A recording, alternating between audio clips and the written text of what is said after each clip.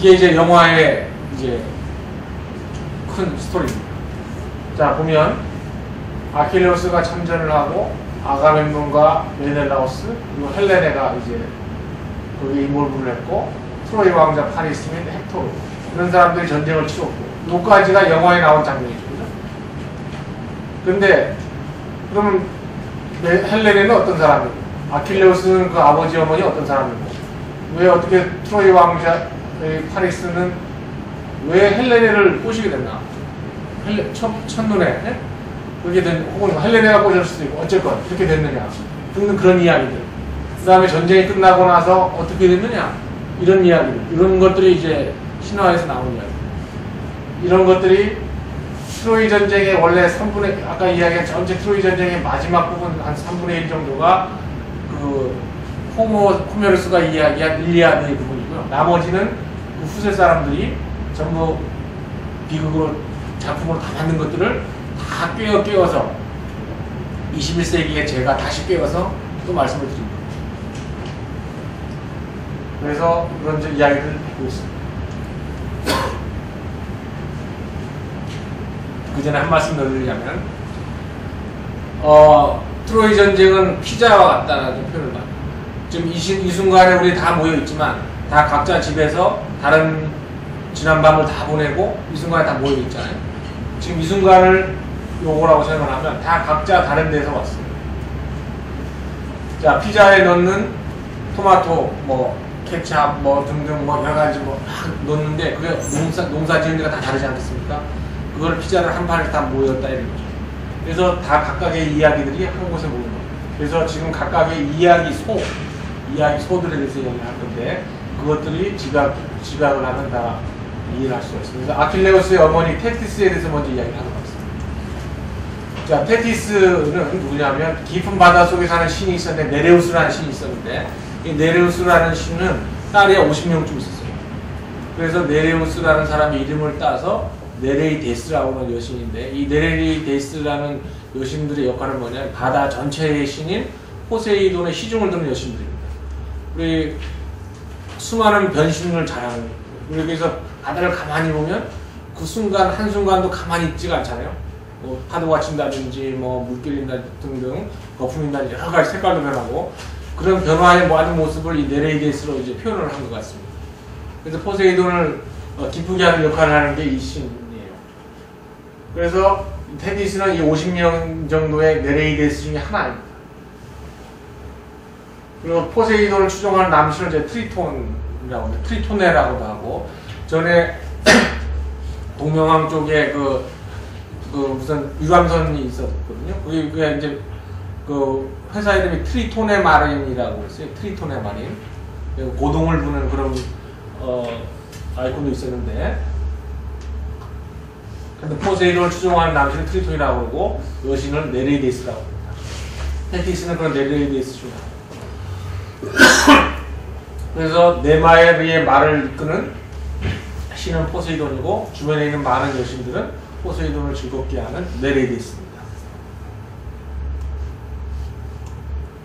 그 다음에 포세이돈을 추종하는 남신은 이게 뿔고동을 부는 그런 이제 트리톤이라고 트리톤. 근데 테티스는 이제 태어날 때부터 아주 예쁘고 총명했어요. 그래서 헤라가 대개는 이제 질투를 많이 하지만 남의 자식을 키우지는 않거든요. 근데 이 테티스만큼 너무 이쁘고 총명했기 때문에 직접 키웠어요. 그럼 헤라의 남편은 제우스잖아요. 음흉하게 저런 뭐 하면 크면 물 주고 내가 잡아먹겠다 이런 식으로 생각해서 테티스가 클 때까지 기다립니다. 근데 테티스는 워낙 총명했기 때문에 또 제우스가 어떤 신인지를 알기 때문에 둘이 만나다 헤라의 저주를 받을 수도 있고 또 헤라가 자기 키워준 거에 대한 배반할 수도 있기 때문에 제우스의 사랑을 따라가지 않습니다. 그래서 자기의 본분, 즉 네레이데스의 본분은 포세이돈 신을 기쁘게 해주는 거다 해서 바다로 갑니다. 그러니까 워낙 또 테티스가 또 포세이돈을 즐겁게 해주니까 포세이돈마저도 이 테티스를 사랑하게 돼요. 그래서 구애를 합니다.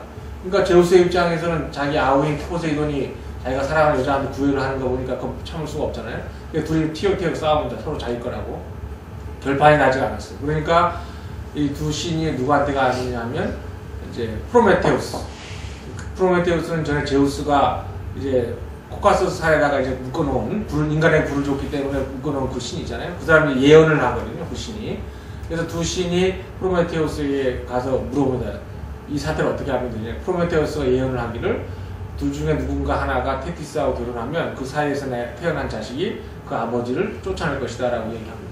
그럼 아무리 자기가 제우스건 포세이돈이든 하더라도 테티스를 아무리 사랑한다 할지라도 자기 자식 때문에 자기가 쫓겨난다면 안 되지 않겠어요? 그래서 이 테티스를 둘 다 포기합니다.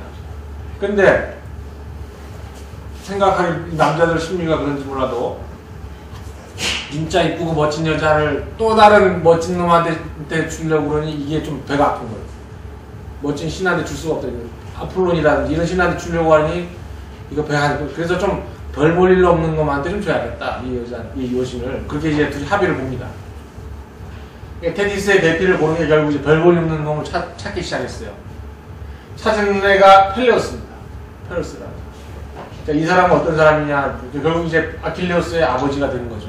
나중에는. 펠레우스의 어떤 사람이 쭉 가게를 따라가 보면 제우스의 아들 중에 한 사람이 아이아코스라는 사람이 있었는데 이 사람이 부인이 엔데이스라는 사람. 이 둘 사이에 태어난 게 펠레우스하고 텔라몬.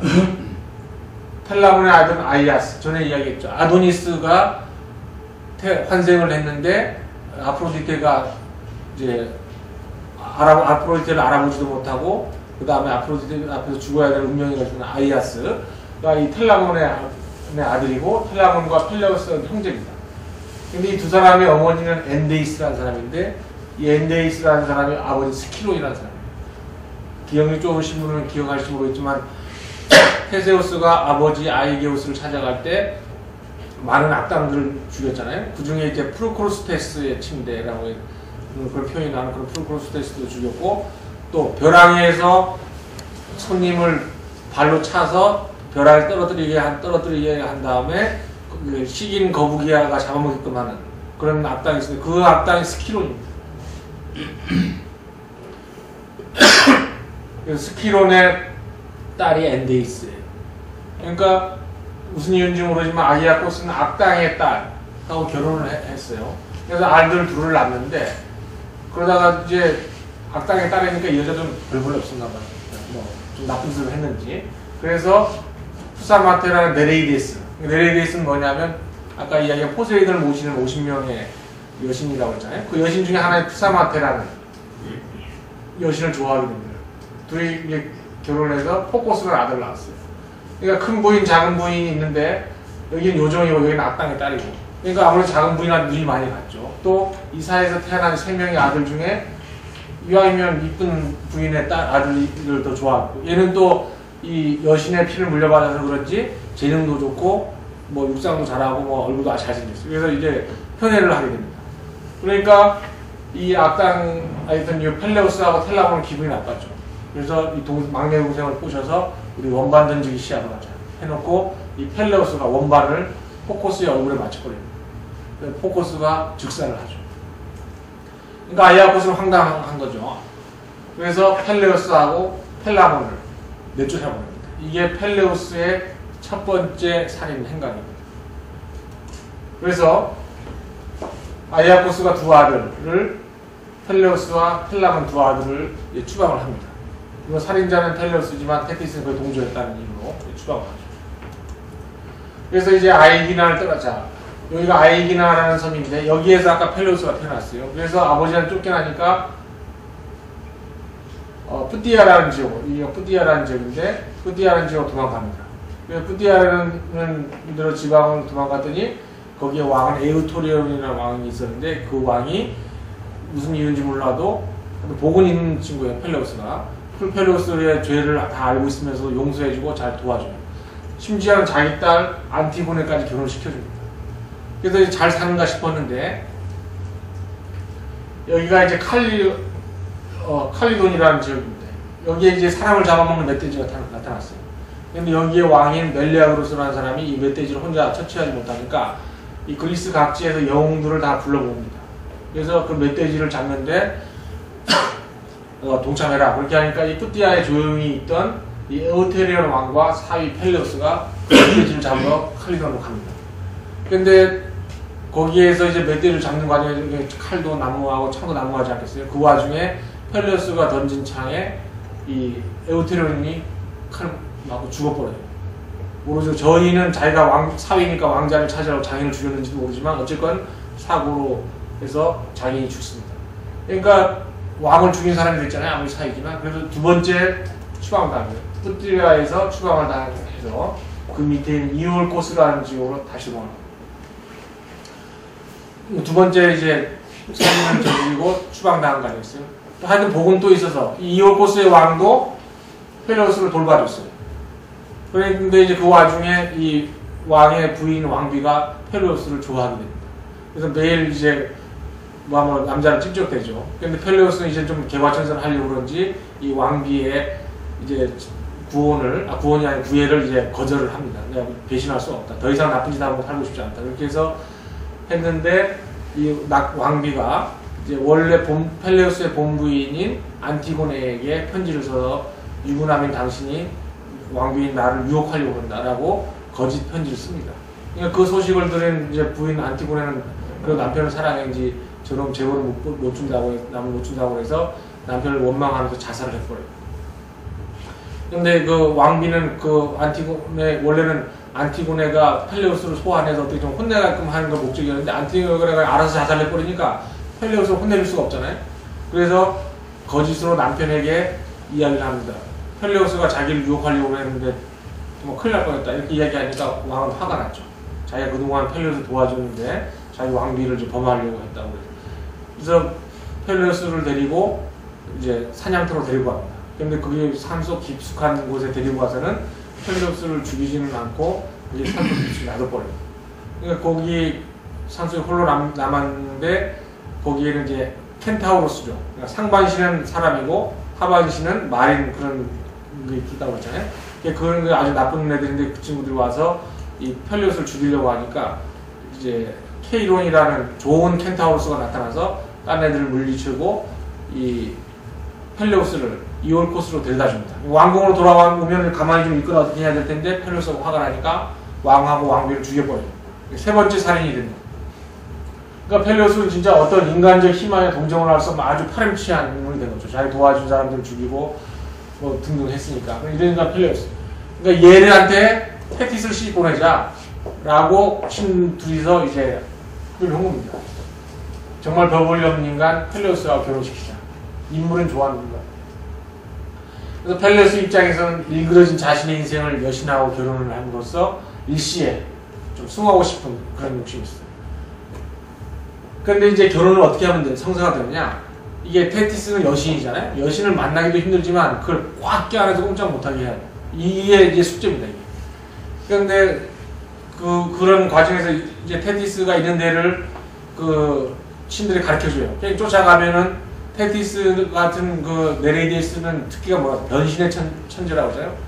자꾸 변한다. 그래서 잡으려고 그러면 이런 개로 변한다든지, 뭐 뱀으로 변한다든지, 다른 걸 사고 편해요. 그래서 이 좀 바보 같은 펠레우스가 테티스를 알고 딱 잡으면 뱀이요.